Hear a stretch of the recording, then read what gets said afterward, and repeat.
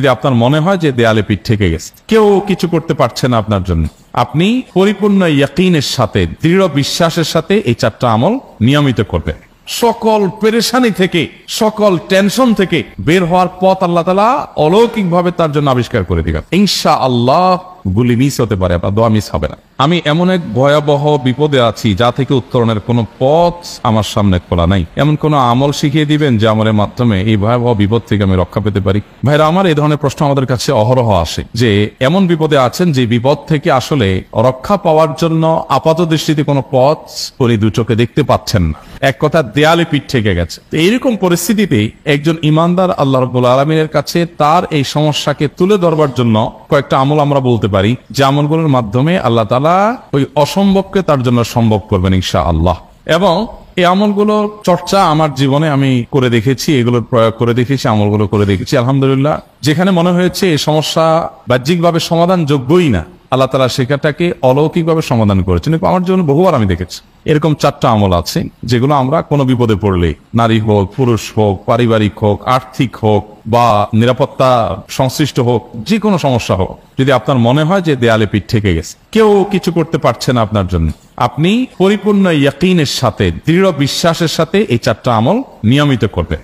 এবং আমি বহু মানুষকে পার্সোনালি এটার পরামর্শ দিয়েছি, ওনারা আমল করেছেন, আমল করে উপকৃত হয়েছেন। এরকম বহু মানুষ আছে, বৃদ্ধ মানুষ, বাবা ক্যান্সারে আক্রান্ত হয়েছেন অনেক দেরিতে, আল্লাহ তাআলা অলৌকিকভাবে সাহায্য করেছেন। হ্যাঁ, কখনো যদি আল্লাহ তাআলা এই আমলগুলো করার পরও আমার বিপদ দূর না করেন, তাহলে হয় আমার আমলের মধ্যে কোনো ত্রুটি ছিল, অথবা আমার এই বিপদ দূর না হওয়ার মধ্যে আমার জন্য কোনো কল্যাণ নিহিত ছিল। আল্লাহ তাআলা আমার দোয়া কবুল করে যে উপকার হতো তার চাইতে বেটার কিছু হয়তো আমাকে দিবেন, এই ইয়াকিন একজন ইমানদারের থাকবে। সেই 4টা আমলের 1 নম্বর হলো ইস্তিগফারের আমল। ইস্তিগফার, আপনি ফেসে গেছেন কোন জায়গা, কোনো উপায় পাচ্ছেন না, আপনি ইস্তিগফার করতে থাকেন। আস্তাগফিরুল্লাহ ওয়া আতুবু ইলাইহি, আস্তাগফিরুল্লাহ ওয়া আতুবু ইলাইহি, আস্তাগফিরুল্লাহ ওয়া আতুবু ইলাইহি, আস্তাগফিরুল্লাহ, আস্তাগফিরুল্লাহ, আস্তাগফিরুল্লাহাল্লাযী লা ইলাহা ইল্লা হুয়াল হাইয়ুল কাইয়্যুম ওয়া আতুবু ইলাইহি ওয়া লা হাওলা ওয়া লা কুওয়াতা ইল্লা বিল্লাহ। اللهم انت ربي لا اله الا انت خلقتني وانا عبدك وانا على عهدك ووعدك ما استطعت اعوذ بك من شر ما صنعت ابو لك بنعمتك علي وابو لك بذنبي فاغفر لي فانه لا يغفر الذنوب الا انت سيدুল ইস্তিগফার। এভাবে যে কোনো ইস্তিগফার করতে থাকেন, আপনি বেশি বেশি করে আল্লাহর কাছে ইস্তিগফার, ক্ষমা প্রার্থনা করতে থাকেন, খুব বেশি আপনার 2 ঠোঁটে অনবরত আপনি চাইতে থাকেন আল্লাহর কাছে ক্ষমা। এই ইস্তিগফার সম্পর্কে নবী করিম সাল্লাল্লাহু আলাইহি ওয়াসাল্লাম বলেছেন, মান লাজিমাল ইস্তিগফার, যে ব্যক্তি ইস্তিগফারকে আঁকড়ে ধরবে, আঁকড়ে ধরা মানে কি, এটা ছাড়বে না, সেই পড়তেই থাকবে অনবরত। টয়লেটে যাওয়ার সময়টা, ঘুমের সময়টা, খাওয়ার সময়টা বাদে, অবসর নামাজের সময়টা বাদে সারাক্ষণ সে ইস্তিগফার করবে। এরকম যদি কেউ করে, আল্লাহ রাব্বুল আলামিন জাআলাল্লাহু লাহু মিন কুল্লি হাম্মিন ফারাজা ওয়া মিন কুল্লি যিকিন মাখরাজা, সকল পেরেশানি থেকে, সকল টেনশন থেকে বের হওয়ার পথ আল্লাহ তাআলা অলৌকিকভাবে তার জন্য আবিষ্কার করে দিবেন। এবং আমি আমার জীবনে যেটা বলেছিলাম, বিস্তারিত বলতে চাই না, এরকম পরিস্থিতি আসছে যে চোখের সামনে কোনো আপাতত রক্ষার কোনো পথ আর খোলা নেই, এমন ভয়াবহ বিপদ। ইস্তিগফার করতে করতে এমন ভাবে আল্লাহ তাআলা সাহায্য করেছেন যে এটা কল্পনা করলেও মনে হয় যে স্বপ্নের মতো। কিভাবে এখন এই লোক এই জায়গায় আসলো আমার সাহায্যের জন্য, এই লোক তো এটা এই জায়গায় আসার কথা না, ঠিক উনি এসে হাজির হয়ে গেলেন এবং উপকারটা, আমার সমাধানটা হয়ে গেল সমস্যা। তো আলহামদুলিল্লাহ, বহুবার আমি পরীক্ষা করেছি, আর আমার পরীক্ষার 2 পয়সার দাম নাই। হাদিসে বলা আছে, গ্যারান্টি দেওয়া আছে, আমার পরীক্ষা করলি কি না করলি। তাহলে একটা আমল হলো কি, ইস্তিগফার। সব সময়ের জন্য এটা কন্টিনিউয়াস করবেন, আর এমনি অবসর সময় ইস্তিগফার করবেন। আরবদের মধ্যে সৌন্দর্য আছে, তারা বিভিন্ন ডাক্তারের ওয়েটিং রুমে বা বিভিন্ন জায়গায় মানুষ যেখানে অপেক্ষা করে পাবলিক প্লেস গুলোতে লিখে রাখে ইস্তিগফার করুন, হাইওয়ে গুলোর পাশে লেখা থাকে ইস্তিগফার করুন, এবং তারা আসলে একটু পরপর দেখা যায় ইস্তিগফার করে। ভালো মন্দ গুণ সবার মধ্যে আছে, তাদের এই ভালো গুণটা আছে, ইস্তিগফার বেশি বেশি করা। আমরা ইস্তিগফার সচরাচর এইভাবে অনবরত অবসর সময় করার অভ্যাস অনেকের মধ্যেই নাই, আমরা এটা চালু করবো ইনশাআল্লাহ। বিশেষ করে যখন কোনো সমস্যা হবে তখন ইস্তিগফার চলতে থাকুন মুখে অনবরত, ধীরে ধীরে মহব্বতের সাথে নিজেকে, নিজের পাপ অপরাধগুলোর কথা স্মরণ করে আল্লাহর কাছে মাফ চাইতে থাক, পেরেশানি দূর হবে ইনশাআল্লাহ। 1 নাম্বার 2, দুরূদ, নবী করিম সাল্লাল্লাহু আলাইহি সাল্লামের প্রতি দুরূদ পাঠ করা। এটা যদি আপনি নিয়মিত করতে থাকেন মহব্বতের সাথে, আল্লাহুম্মা সাল্লি আলা মুহাম্মাদ ওয়া আলা আলি মুহাম্মাদ কামা সাল্লাইতা আলা ইব্রাহিম ওয়া আলা আলি ইব্রাহিম ইন্নাকা হামিদুম মাজিদ, আল্লাহুম্মা বারিক আলা মুহাম্মাদ ওয়া আলা আলি মুহাম্মাদ কামা বারাকতা আলা ইব্রাহিম ওয়া আলা আলি ইব্রাহিম ইন্নাকা হামিদুম মাজিদ। আপনি একবার ছোট দুরূদ যদি পড়েন, সাল্লাল্লাহু আলাইহি ওয়াসাল্লাম, সাল্লাল্লাহু আলাইহি ওয়াসাল্লাম, আল্লাহুম্মা সাল্লি আলা মুহাম্মাদ ওয়া আলা আলি মুহাম্মাদ, শুধু এইটুকু পড়েন। জাযাল্লাহু আন্না মুহাম্মাদাম মা হুয়া আহলু, শুধু এইটুকু পড়েন। আপনি এভাবে যেই কোনো দুরুদ নবী করিম সাল্লাল্লাহু আলাইহি ওয়াসাল্লামের প্রতি যদি পড়েন এবং পড়তে থাকেন অনবরত, ইস্তিগফারের পাশাপাশি দুরুদের ক্ষেত্রে নবী করিম সাল্লাল্লাহু আলাইহি ওয়াসাল্লাম বলেছেন যে এইটা তোমার জন্য যথেষ্ট হয়ে যাবে। তুমি যদি আল্লাহর কাছে আর কোনো দোয়া করতে না পারো, শুধু দুরুদটা পড়ো, তোমার সব পেয়ে যাও, কিচ্ছু লাগবে না। এক সাহাবী বলছেন, রাসূলুল্লাহ, আমার দোয়ার মধ্যে দুরুদ কত পার্সেন্ট রাখবো? আমি তো আমার অনেক কিছু আল্লাহর কাছে চাইবো। দুরুদ মানে তো নবীজির জন্য দোয়া, মানে আমার জন্য তো আমি দোয়া করবো, আপনার জন্য দোয়া কত পার্সেন্ট করবো? 1/3, 1/4, তারপরে হাফ, এবার বিভিন্ন পার্সেন্টেজ বলছিলেন তিনি। নবী করিম সাল্লাল্লাহু আলাইহি ওয়াসাল্লাম বলেছেন যে হ্যাঁ, এর বেশি করতে পারলে আরো ভালো, আরো ভালো। তো ভদ্রলোক এর বেশি, ওই সাহাবী রাদিয়াল্লাহু তাআলা আনহু, তিনি এর বেশি বাড়াতে একটা পর্যায়ে বলছেন যে আমি সব দোয়া আপনার জন্য করি। নবী করিম সাল্লাল্লাহু আলাইহি ওয়াসাল্লাম বলেছেন তাহলে তোমার আর কোনো দোয়াই করতে হবে না, এর মধ্যে সব দোয়া চলে আসবে। কারণ আপনি যদি বলেন আল্লাহ আপনার নবীর প্রতি আপনি রহমত নাজিল করেন, আপনার নবীর প্রতি আপনি শান্তি নাজিল করেন, আপনি যেটা দোয়া করেন, তো আল্লাহকে আল্লাহর নবীর প্রতি আপনি রহমত নাজিল করতে বললে আল্লাহ তাআলা আপনার প্রতি রহমত নাজিল করবেন কি করবেন? আপনি কাউকে খুশি করতে চান, কার কাছ থেকে কিছু আদায় করতে চান, তার ছেলেটারে যদি হাদিয়া তোফা দেন, আদর যত্ন করেন, তো বাই ডিফল্ট অটোমেটিকলি ওই লোকের সিম্পেথি আপনার দিকে আসবে কি আসবেন? চোখ বন্ধ করে আসবেন।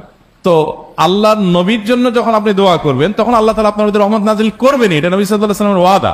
যেই কোনো পেরেশানি, তিনি আরো বলেছেন যদি কেউ দুরুদের আমল করে নিয়মিত, আল্লাহ রাব্বুল আলামিন তার সকল পেরেশানির জন্য যথেষ্ট করে দিবেন। এই আমলটা সবগুলো দূর করার জন্য যথেষ্ট হয়ে যাবে। এই দুরুদের আমলটা আমি দেখেছি সুবহানাল্লাহ গুলির মতো কাজ করে। আজকের ঘটনা, এক ভদ্রলোক সকালে একটা টেলিভিশন চ্যানেলে, বেসরকারি চ্যানেলে প্রোগ্রাম শেষ করে নামছিলাম লিফটে, তো উপস্থাপক উনি বলছিলেন যে ভাই, মানে দুরুদের আমল করে আমি কিছুদিন আগে একটা ইয়াতে মানে এমন একটা অবস্থা যে এইটা থেকে বের হওয়ার কোনো পথ আর নাই, শুরু করলাম দুরুদ অনবরত, এরপরে আল্লাহ তাআলা আমাকে এমন ভাবে উদ্ধার করলেন আমি কল্পনা করতে পারি। আলহামদুলিল্লাহ, এই আমলগুলো করে অনেক ভাইরা আমাকে অভিজ্ঞতা জানাইছেন যে আলহামদুলিল্লাহ তাদের অভিজ্ঞতা হলো কি খা। ওই যে বললাম, কখনো যদি আল্লাহ তাআলা আপনার দোয়া কবুল না করেন, তাহলে হয় আমার ত্রুটি আছে, আর না হলে আমার জন্য আল্লাহ তাআলা এর চেয়ে বেটার কিছু রেখেছেন, আমি সেই ইয়াকিন রাখবো ইনশাআল্লাহ। আর এই দোয়াতের সমাধান হবেই হবে, সে বিশ্বাস থাকতে হবে। নবী করিম সাল্লাল্লাহু আলাইহি ওয়াসাল্লাম বলেছেন, হাদিসে কুদসিতে আল্লাহ বলেছেন, আনা ইনদা জান্নি আবদি বি, বান্দা আমার প্রতি যেমন ধারণা করে আমি তেমন আচরণ করি। আপনি যদি চিন্তা করেন, করে দেখি হয় কিনা, দেখি ট্রাই করি, তাহলে ওই আল্লাহ তাআলা বলবেন ঠিক আছে দেখতে থাক।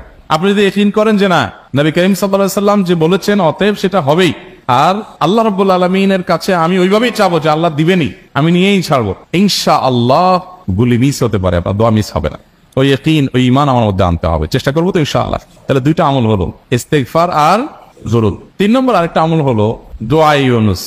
দোয়া ইউনুস, লা ইলাহা ইল্লা আনত সুবহানাক ইন্নী কুনতু মিনাজ জালিমিন। বেশি বেশি পড়তে থাকবেন, যখন বিপদে পড়বেন ইস্তিগফার আর দুরুদ পড়বেন সবচেয়ে বেশি, আর মাঝে মধ্যে দোয়া ইউনুস, লা ইলাহা ইল্লা আনত সুবহানাকা ইন্নী কুনতু মিনাজ জালিমিন। আল্লাহ সুবহানাহু ওয়া তাআলা কোরআনে কারীমে এই দোয়ার পরে বলেছেন, ওয়া কাযালিকা নুনজিল মুমিনিন।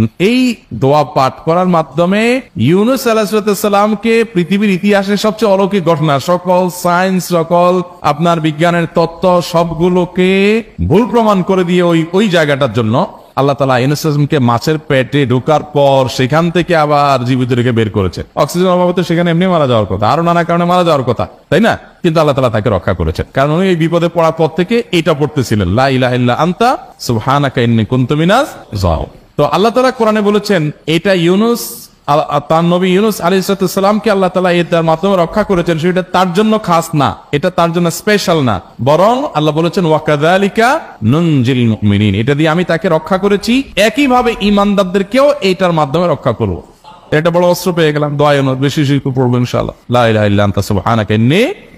আমার দেশে আবার দেখা যায় বিপদ হয়ে গেলে তখন হুজুর মনে করে যে ভাই আপনারা সবাই মিলে এটা 1 লাখ বার পড়ে দেন, 100 লাখ বার পড়ে দেন, টাকা দিমু আপনারা পড়ে দেন। আপনারটা আপনি পড়বেন ভাই, হুজুরদের কাছে দোয়া চান সমস্যা নাই, আর হুজুরদেরকে হাঁটায়া টাকা দিবেন করে, এমনি টাকা দিবেন না দিয়া। আর এই দোয়া নিজে নিজে করতে থাকবেন। ইউনুস আলাইহিস সালাম ওই সময় কি লোক ঠিক করছিলেন যে ভাই আপনারা সবাই দোয়া ইউনুস পড়েন, আমি গেলাম, আমি মাছের পেটে গেলাম, আপনারা বসেন সবাই দোয়া ইউনুস পড়া দেন, করছেন উনি? ওনারটা উনি করছেন, তো আপনারটা আপনি শুরু করবেন, দোয়া ইউনুস না। 4 নম্বর আমল হলো ইয়া যাল জালালি ওয়াল ইকরাম। এটা বেশি বেশি করে পাঠ করবেন। নবী করিম সাল্লাল্লাহু আলাইহি ওয়াসাল্লাম বলেছেন, আলিজু বিয়া যাল জালালি ওয়াল ইকরাম। ইয়া যাল জালালি ওয়াল ইকরাম, এইটাকে তোমরা আঁকড়ে ধরবে। ইয়া যাল জালালি ওয়াল ইকরাম মানে কি? এটা আল্লাহকে ডাকা, আর কিছু না। এবং হাদিসে বর্ণিত দোয়া, এটা মাসনুন দোয়া। ইয়া যাল জালালি ওয়াল ইকরাম মানে হে মহা ক্ষমতার অধিকারী, প্রতাপশালী এবং সম্মানের মালিক। এটা বলার মানে হলো আল্লাহর কাছে নিবেদন করা, যেহেতু আপনার প্রতাপ আছে, আপনার জালাল আছে, আপনার বড়ত্ব আছে, এই বড়ত্বের অধিকারী এবং হে সম্মানের অধিকারী, আপনার যদি এটা আছে, অতএব হে আল্লাহ আপনি আমাকে এটা দান করুন, আপনার সেখান থেকে আমার প্রতি রহম করুন, আপনার সেখান থেকে আমাকে, আপনার বড়ত্ব থেকে আমাকে আপনি হেফাজত করুন, আপনার একরাম থেকে আমাকে আপনি, তা দিয়ে আপনি আমাকে রহম করুন। তো সেই দোয়া আল্লাহ তাআলার কাছে নিবেদন করতে পারি, ইয়া যাল জালালি ওয়াল ইকরাম।